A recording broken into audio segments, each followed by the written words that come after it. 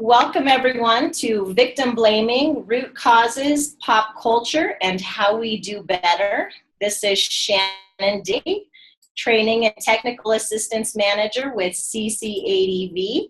Also with us today is Amy Pohl, the Communications Director at CCADV. And we are excited to welcome Catherine Miller. She is the Victim Services Coordinator for the Phoenix Center at Auraria. Catherine is filled with a passion for infusing intersectional feminism and putting that into practice in advocacy work, building coalitions to support survivors, and dismantling systems and cultural norms that perpetuate violence. We are very excited to have her here with us today. Welcome, Catherine. Thank you so much for having me. I'm very, very honored to be here and to share this presentation with you all. I've done it in several of my classrooms and updated it a little bit to address more domestic violence in addition to sexual violence, because it is Sexual Assault Awareness Month. Because I'm a new speaker, can I also just check in again with show of hands that people can hear me okay? I tend to be very loud, so I'm assuming a lot of people can hear me. That's great. So I want to preface by saying that I am, this is kind of your content warning, not that I don't think you won't expect that I'm going to say or you're going to see things that might be troubling. Absolutely, you're going to. Like a true millennial, I'm going to incorporate tweets into my presentation. And so you're going to be seeing tweets that people have actually sent out, and some of it has language in it that could be offensive, triggering, those kinds of things. So I just wanted to prepare you in advance for that, so that you're not really surprised or taken off guard about why I'm saying really awful things. And wanted to let you know, please feel free to share questions throughout, and I'll try and address them as I can. And of course, questions at the end as we have time. My contact information will also be at the end, so please feel free to reach out to me anytime. I talk about this all the time, and I'm happy to have this conversation with just about anyone. So I'm going to go ahead and get started. So today I'm going to talk about victim blaming, root causes, pop culture, and how we do better. So I believe that you can't really talk about victim blaming without understanding rape culture. There are a lot of definitions out there for this term, so I found the one that I feel like fits the best for me personally when I'm talking about this with my clients or with my students. So rape culture is a culture in which dominant cultural ideologies, media images, social practices, and societal institutions support and condone sexual abuse by normalizing, trivializing, and eroticizing male violence, or just violence in general, against women, and blaming victims for their own abuse. So I think that this also translates really to any kind of interpersonal violence, is what I found, which is part of why I like the definition. And if we take out, the gendered binary piece of it, really what we're saying is violence against marginalized communities, right, and marginalized identities. So this definition fits, taking out male and women or male and female. So I just wanted to make that caveat also. So rape culture or violent culture really needs three things in order to survive. So power, anger, and hypermasculinity or toxic masculinity. I'm sure that those are terms that you are familiar with, right? But the ideal that we kind of have for that is Ron Swanson from Parks and Recreation, right? So this idea specifically that men are supposed to have all the power to demonstrate their anger and to be hypermasculine in a way that is not just negative or bad or harmful towards marginalized communities, but is also harmful to other men in general. We're looking for that sense of real men don't cry, real men act like X, Y, or Z, they drive trucks, they drink beer, all of those kinds of things, right? And I'm sure you can fit your own narrative or examples into what fits to that. Also, the sexual objectification of women's bodies. We see this all the time in advertising. Jean Kilbourne is a pretty famous name in that movement, of someone who's done a lot of research in this area. But the idea that specifically women are really there for the male gaze, they're not real people, we dehumanize them, and that in turn leads to violence. If we do not see humans as real people, if we don't see women as people, then of course it's very easy to inflict violence upon them. And of course, none of those systems of oppression work without systemic and institutional support. We see this in forms of government. We see it in the criminal justice system. We see it in higher education. We see it everywhere. So one of the examples that you can see here, and maybe if you were paying attention back in 2012, you might remember Representative Todd Akin saying, from what I understand from doctors, pregnancy from rape is really rare. If it's legitimate rape, the female body has ways to try and shut the whole thing down.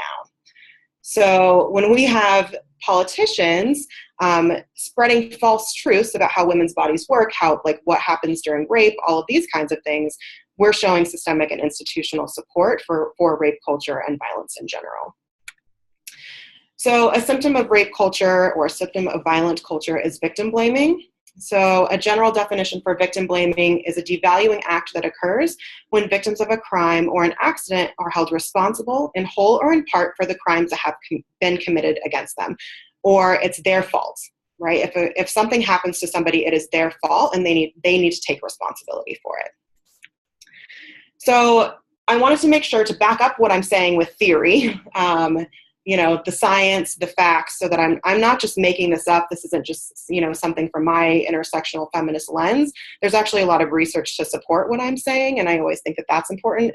And who doesn't love theory, right? Everyone's a little bit of a nerd, or I'm going to pretend like you are. So there are a few theories that support why victim blaming happens in our culture.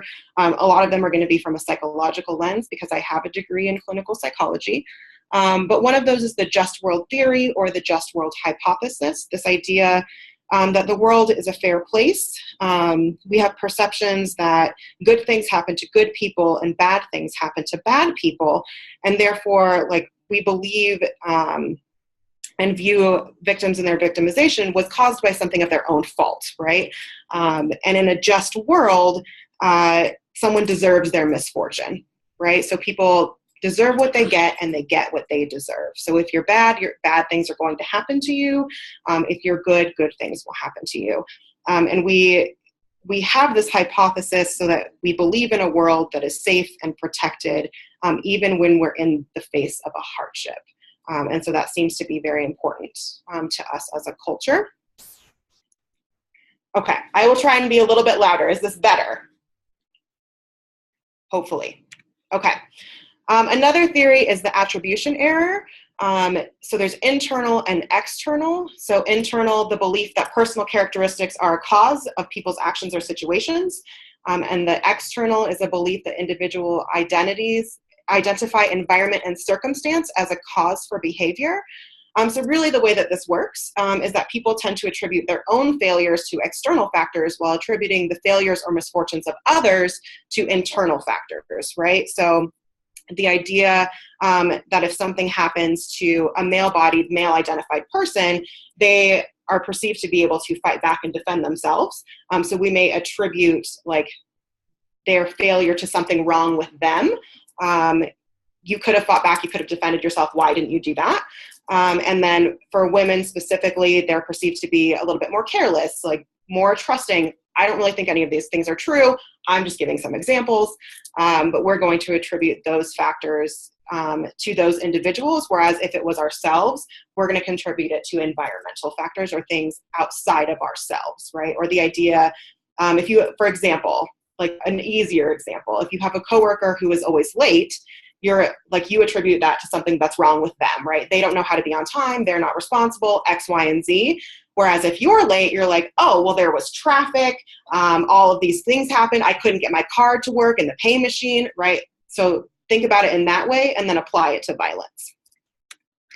The defensive attribution hypothesis is that level of blame based on observers' perception of similarities and identification with the victim.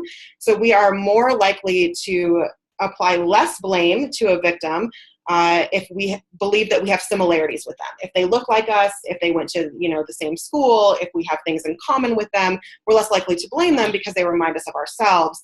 Whereas if someone is very, very different from us, we're more likely to attribute more blame to them because of that. And really, this is a process of self-protective distortion through cognitive minimization. Those are really fancy, giant, nerdy terms, but really it's harm avoidance and blame avoidance. That's really what it is. So it's that example. If I'm not like X, I don't do things like X does, I didn't wear what X was wearing, then these things aren't going to happen to me. So that's a little bit what that would sound like. And finally, learned helplessness, which is the passive resignation produced by repeated exposure to negative events that are perceived to be unavoidable, and that failure is inevitable and insurmountable. So this theory was presented by Martin Seligman. It actually started in the 1960s. He would shock dogs at random and then observe their responses. And then after being locked in cages and subjected to that pain that was unpredictable and uncontrollable, they weren't really sure when it was going to happen. The dogs eventually gave up their attempts to escape the cage, even when the door was open. And so this theory has been used over and over and over again to talk about violence against women specifically, and has become a tool to blame them for what's happening to them specifically. So it's that theory of like how we put it back on victims of like, if I change my ways, then things will get better, or the way that we might say it to somebody else, if you just changed this, then this wouldn't happen, right? This is your fault, and you're somehow to blame for this. Yeah, I think that makes sense. So any questions right now? Are you feeling good about what I'm saying? If anyone has anything they'd like to share, feel free to type it into the question box, or you can type it into the chat box. And we'll take just, a few seconds here, a minute, if you have any questions about things Catherine has covered so far.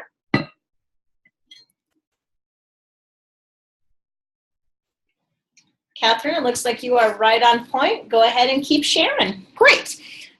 So I'm going to go over a few examples of what victim blaming sounds like. And of course, throw in a couple hashtags in there just in case. You want to look some of these things up later.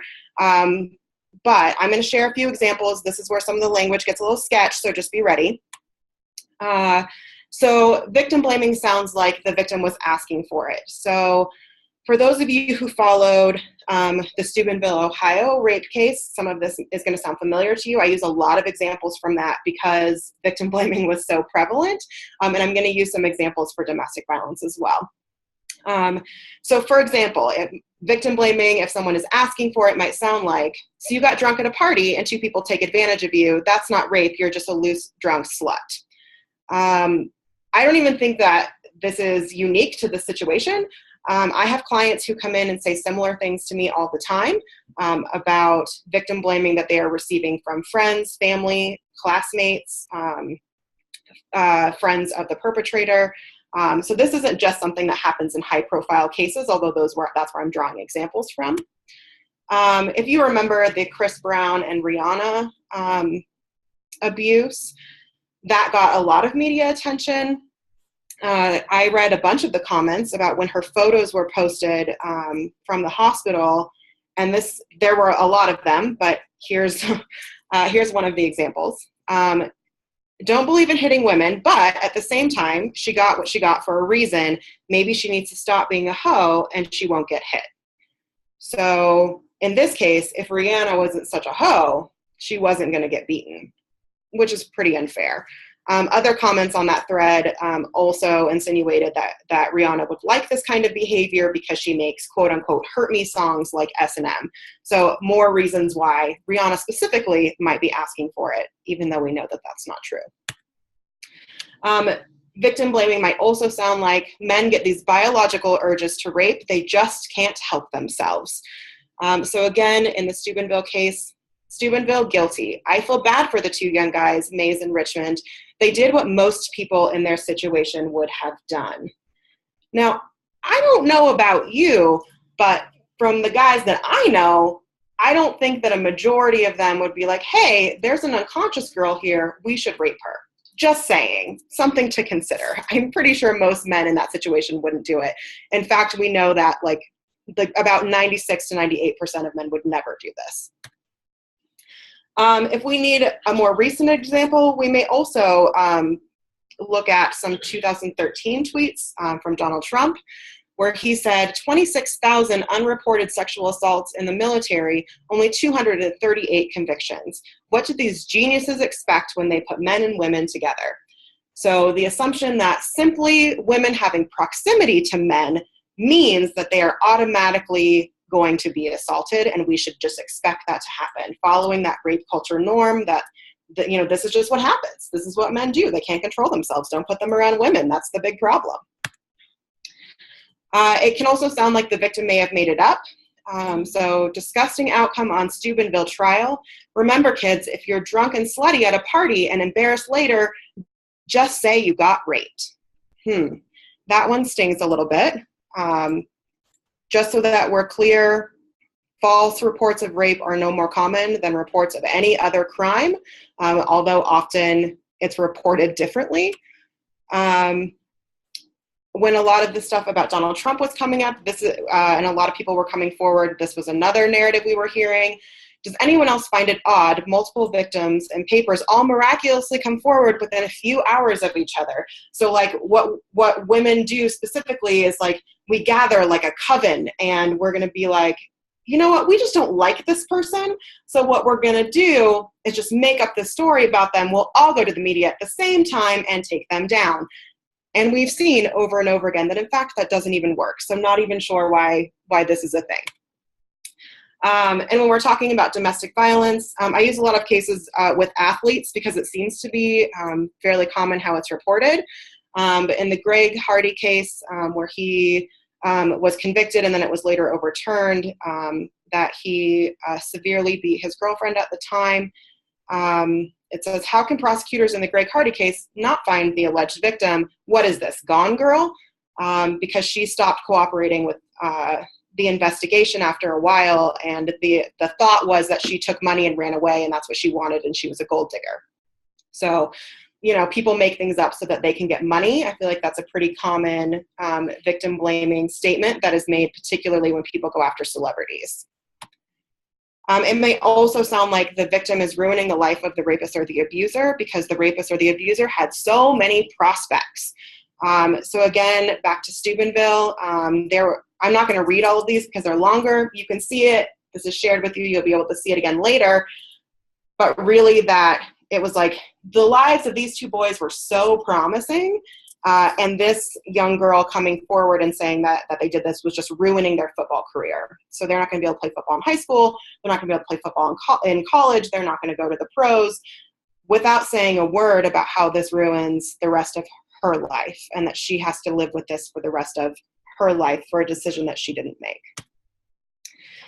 It can also sound like the victim should not have been in that situation, known that person, lived in that neighborhood, walked down that street, gone to that bar, and insert here all of the other kinds of things that you hear. So for example, the Steubenville story is all too familiar. Be responsible for your actions, ladies, before your drunken decisions ruin innocent lives. So in theory, what we're saying is that anyone who is drunk, walking down a dark street,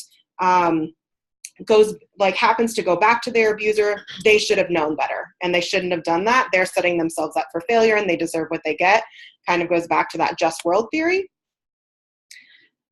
Victim blaming can also sound like the victim didn't say no. We have that very common myth that it's only if you hear no and not the affirmative yes.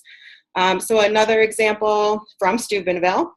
I'm not victim blaming. It is rape. She wasn't conscious. She never consented to sex, but she also never said no. So one caveat to remember with victim blaming is that anytime someone says they weren't X, Y, and Z, but victim blaming is probably coming. You should just be ready for it. Nothing good happens after the but, okay?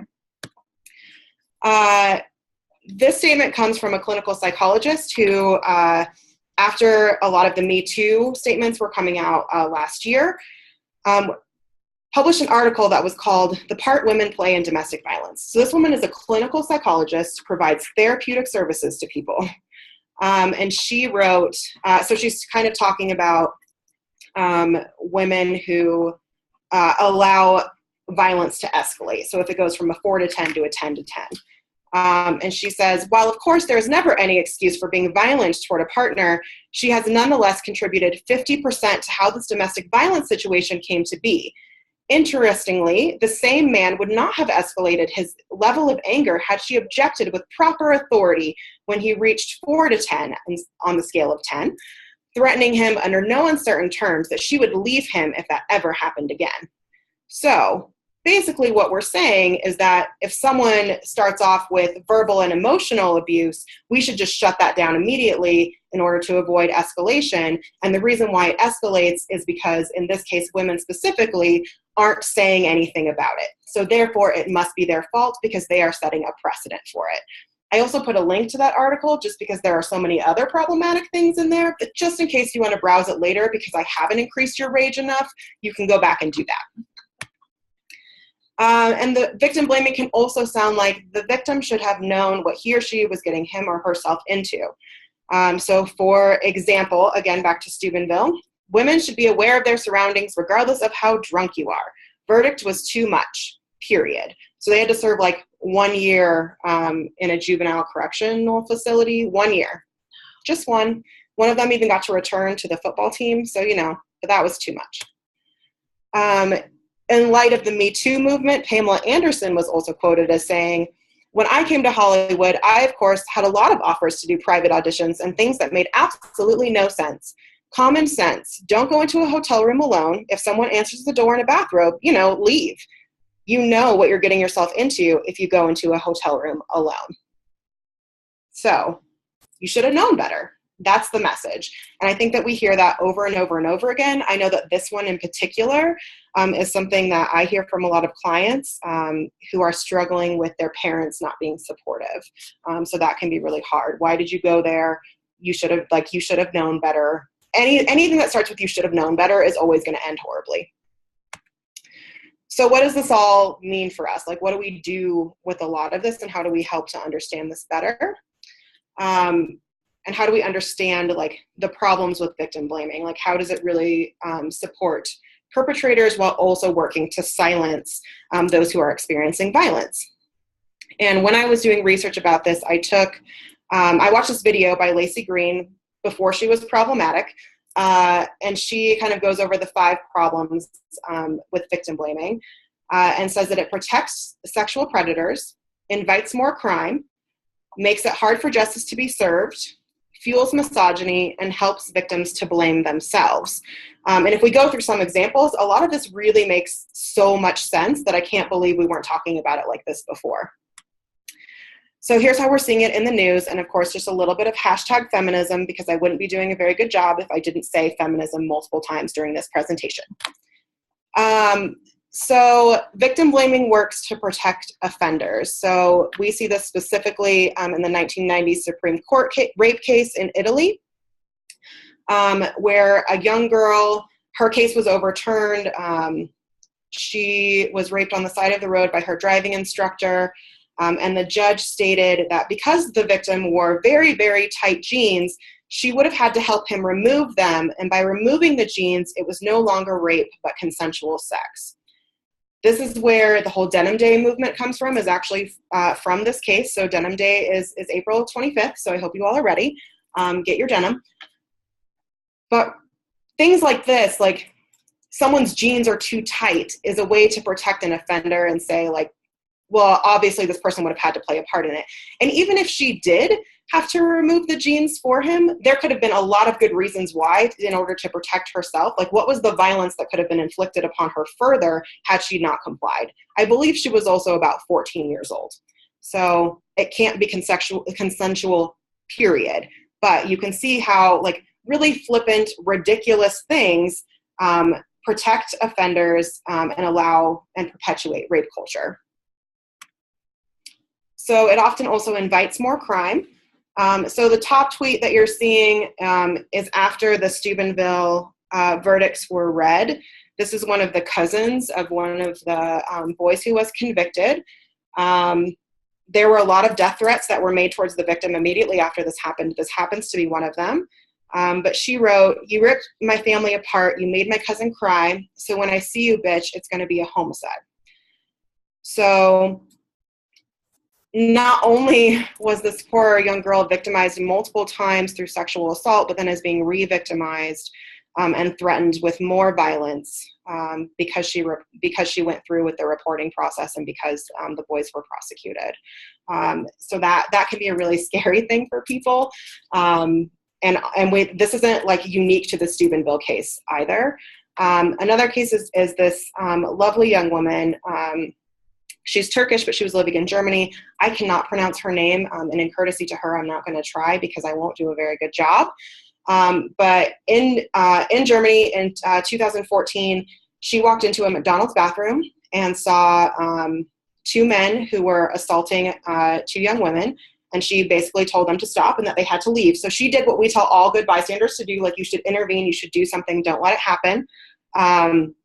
And then what those offenders did is they waited for her in the parking lot of the McDonald's, and then they beat her to death. So by not allowing more crime to happen, or by intervening, we may be inviting more crime, and that makes it really scary for people, right? So, and I think that goes back to reporting. It's sometimes why we have trouble as secondary victims. It can get really, really, really challenging.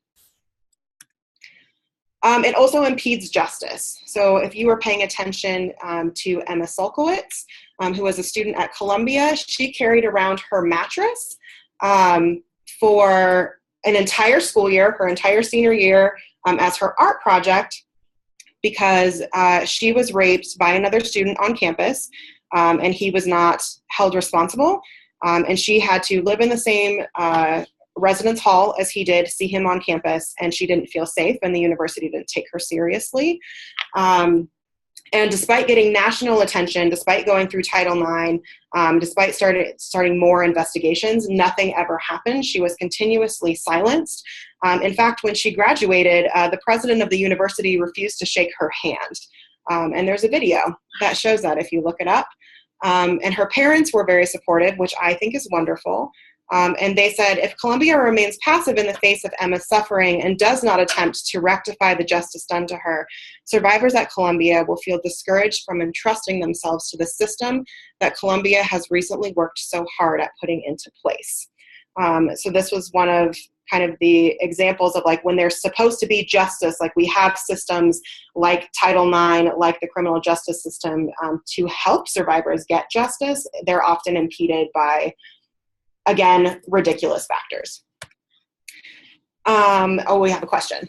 Yeah, actually, Catherine, right here, as you continue to go through this might be a good spot for us to ask this question. And so they wanted to know, do you find that some that have been victimized victim blame so that they do not have to identify? Perhaps they have been blamed and they want others to feel the pain they experienced by being blamed. Is the question more like people who have experienced violence victim blame other people who have experienced violence? That's what I'm reading. Yeah, that's how, yes. Okay. Yes.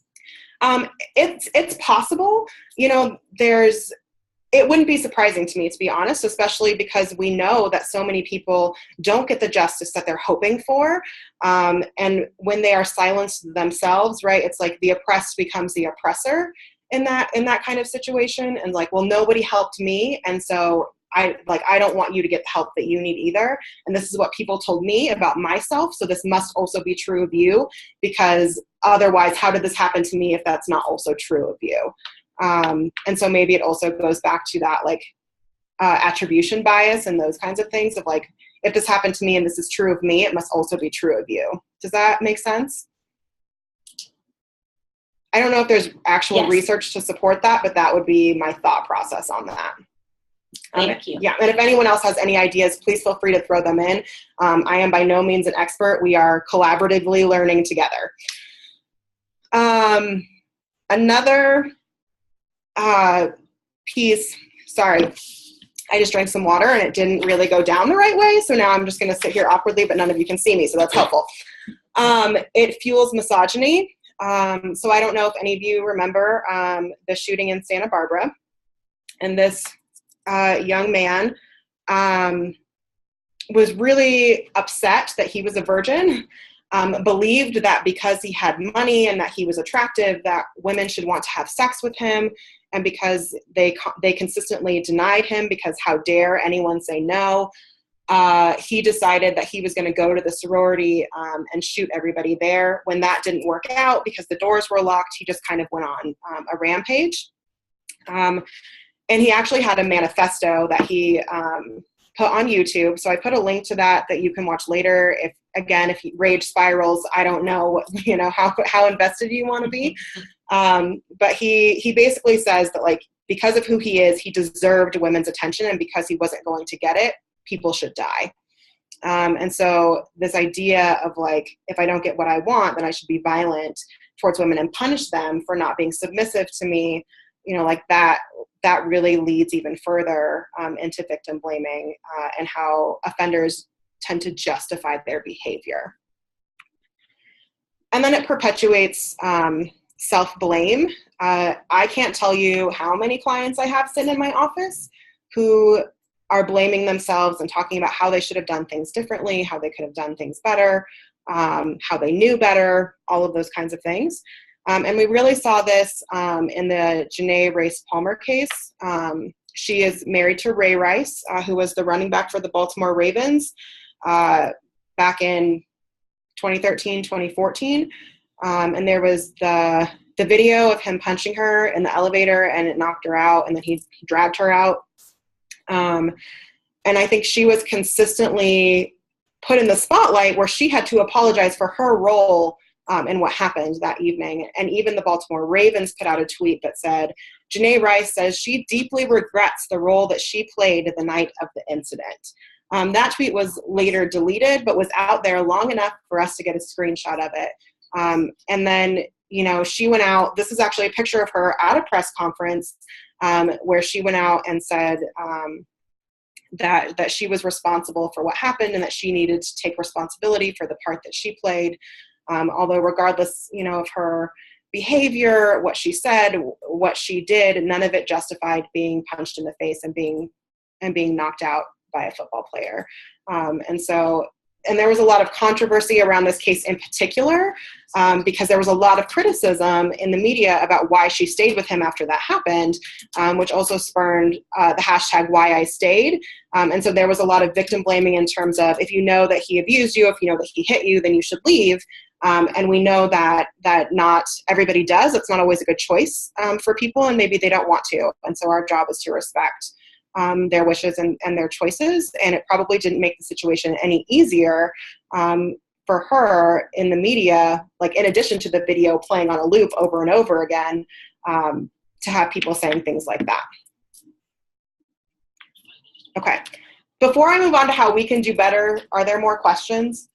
Yes, actually, and we think we've had a couple of attendees share some thoughts around the question that was asked earlier, so thank you very much for that. But then we also just received a question that says, as a community advocate for a domestic violence sexual assault center, how do you suggest we engage law enforcement in a way that does not alienate them and educate them about victim blaming? In a rural area, we see a lot of victim blaming by law enforcement. Yeah, and that's a really tricky area for all of us to work in. Even here in Denver, I see a lot of victim blaming happening around law enforcement. I've seen law enforcement talk people out of reporting, and it is really, really challenging. My strategy so far has been to make really good partnerships with specific law enforcement agents, so that when I want to take somebody to them to report for whatever reason, I know that they're survivor-centered. I know that they're going to hear my client. I know that they're going to hear me, and I know that they're not going to say things that are problematic. So I have found that to be really, really helpful. In addition to just ongoing training needs to be happening, which I also know is difficult.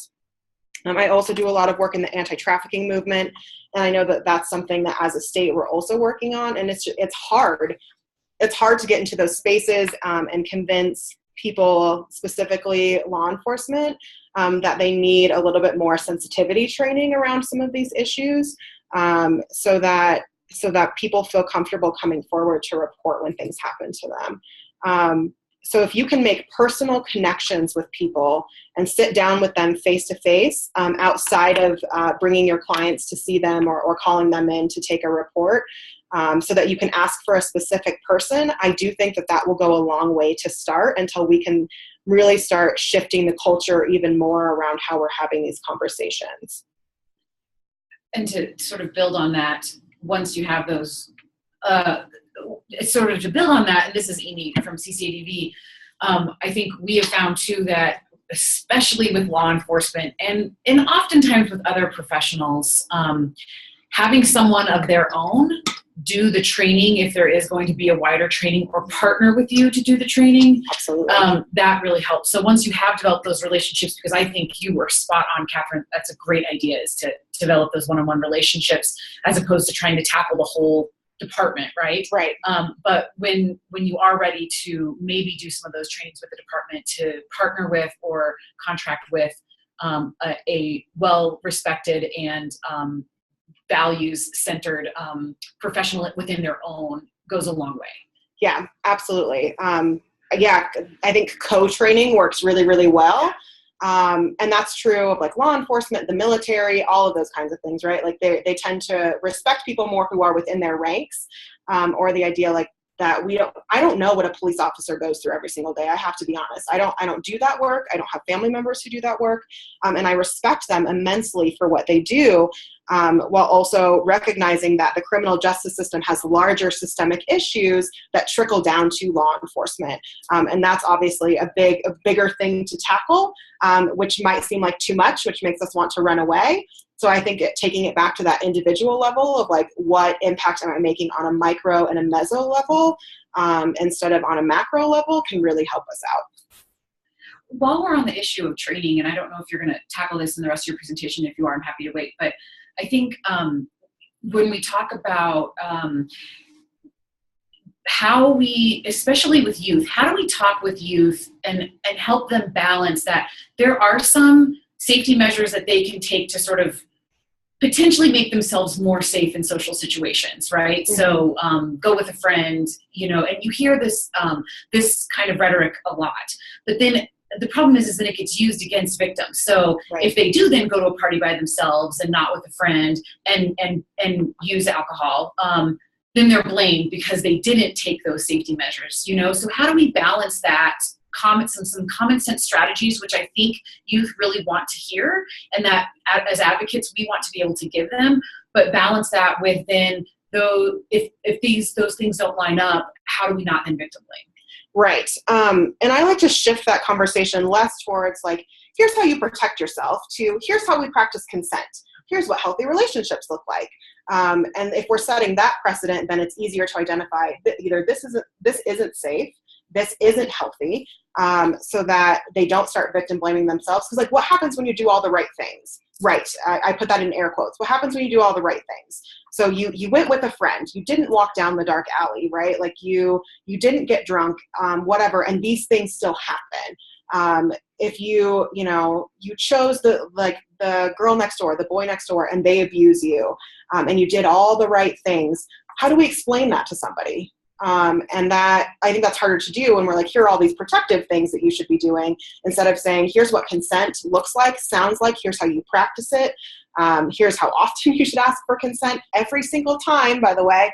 And here's what healthy relationships look like, so that when people are not in a healthy relationship, those red flags start to go off. And they're able to not only identify it within themselves, but within their peer groups as well. And then maybe they're more likely to go say something to their friend, to a trusted adult, whatever, so that intervention can start happening. So I would prefer to go about it that way, instead of like, I know we don't live in this perfect society, so here's how you protect yourself until we can figure out how not to be shitty humans. Thanks, Catherine. Yeah. Were there any other questions? Nope, not at this time. Okay. So also shout out to my coworker, Elizabeth Amoa Awua. She is the consistent person who says, do better. Like, this is her thing. So I made sure to entitle the slide in honor of her. But how do we do better when we know that victim blaming is happening? you have to validate your clients' experiences if you're working with clients or students or whatever, that when victim blaming is happening, it's re-traumatizing, it's victimizing all over again. And that is horrific because they think that the event's over, right? Like the sexual assault happened, it's over. So like that immediate threat might be gone, or they're out of the abusive situation. And now that threat is gone, but then all of a sudden there's social media and your family members and your peer groups who are consistently telling you that this is your fault, you should have done something differently, and you can't escape it. Like that's really, really challenging.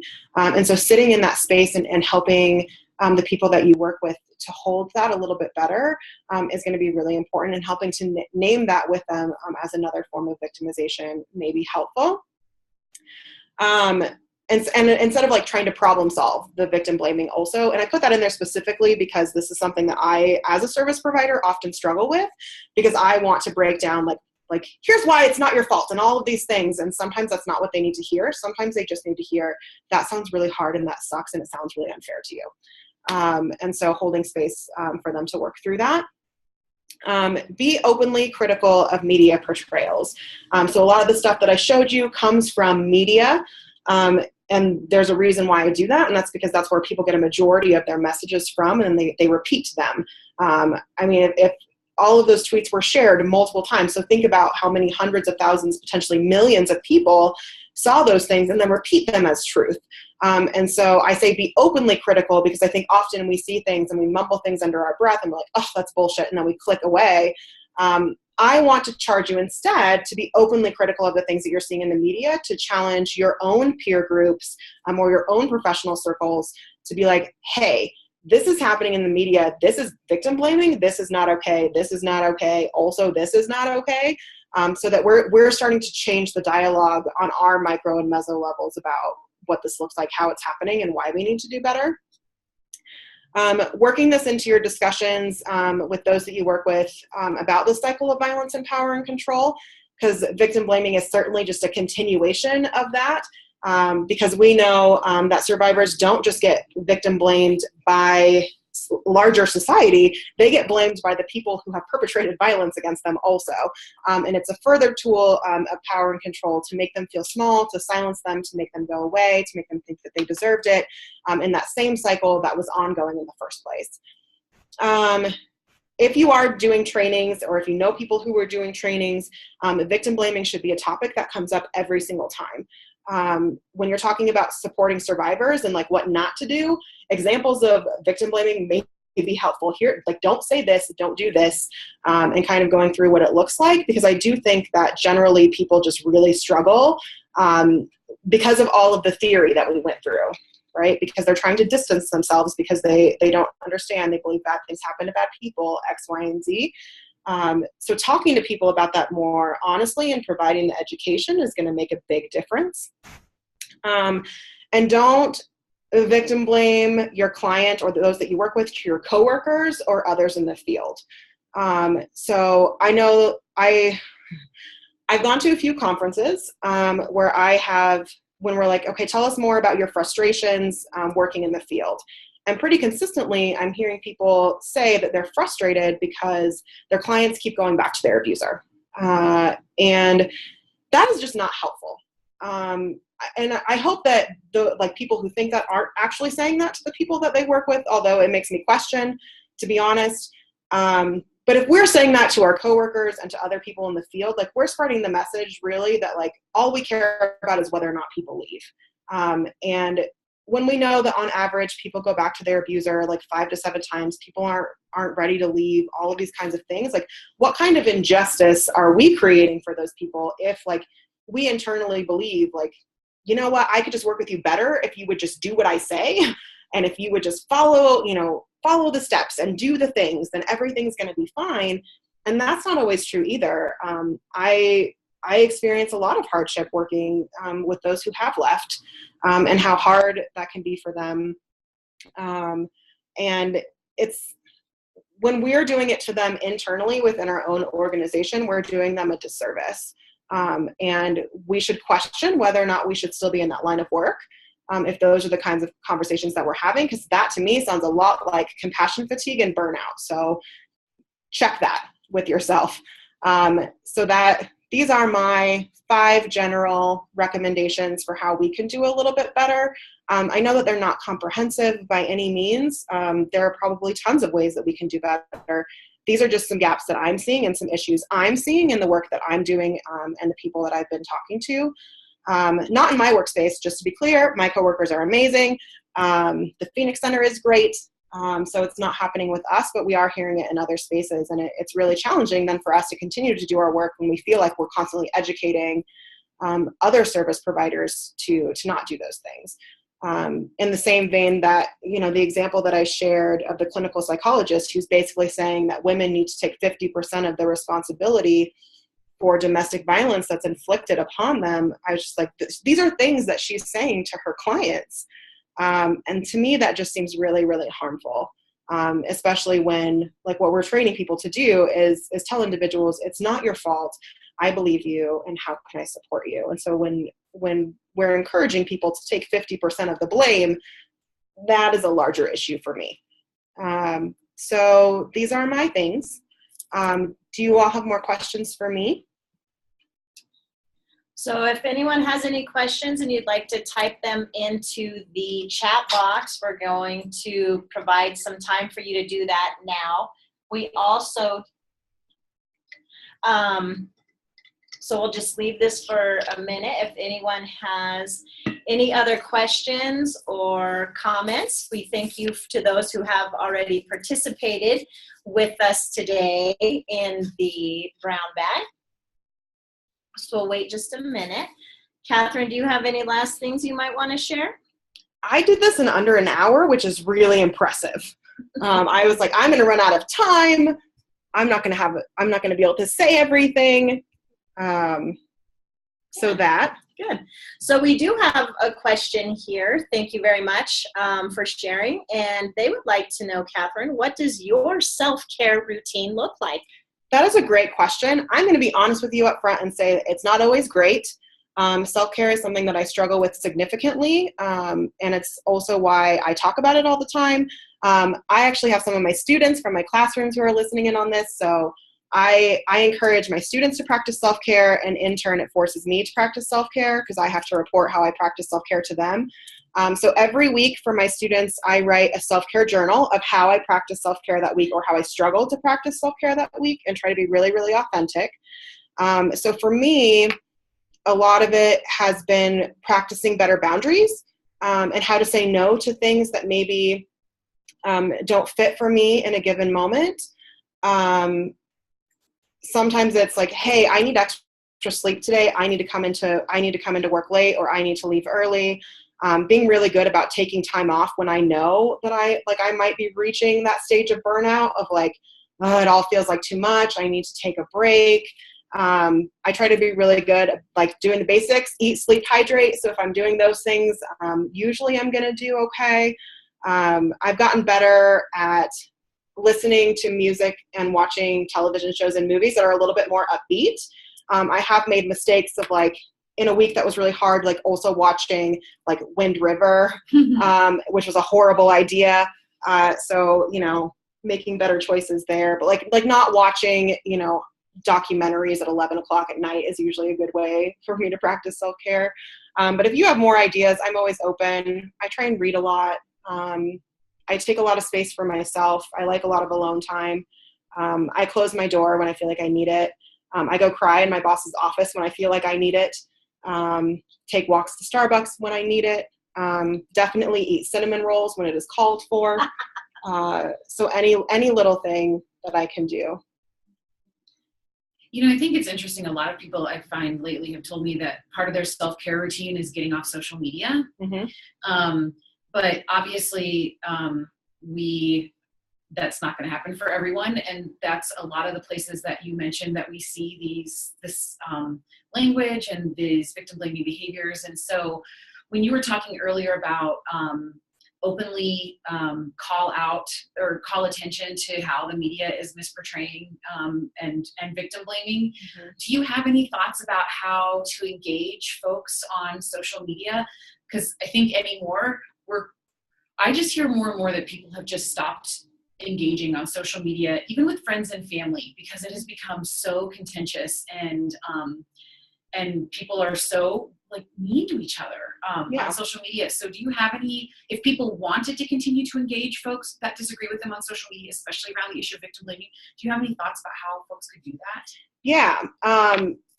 It's challenging, and the explanation I'm going to give is equally challenging. It might not work for everybody, but I believe in approaching all situations with empathy.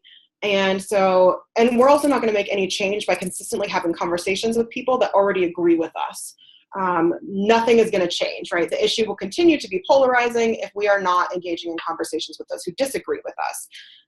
And so if we can start by practicing empathy and approaching situations with empathy, then we can really meet people where they're at and try and understand, like, it's interesting that you made this comment. Can you tell me a little bit more about where that comes from? And hearing people's stories, because usually like those really mean-spirited, contentious things come from places of pain. And so I'm always interested, maybe it's because I'm trained as a therapist, but I'm more interested about where that comes from. And I even had, not when I was a teacher, but one of my professors around the Chris Brown and Rihanna situation had a student who mumbled under their breath, like she probably deserved it. And the teacher happened to catch it and said, like, why, like, I don't even know how to respond to you. I need time to think about that. And ended up like asking him to write an assignment about why that comment in that moment.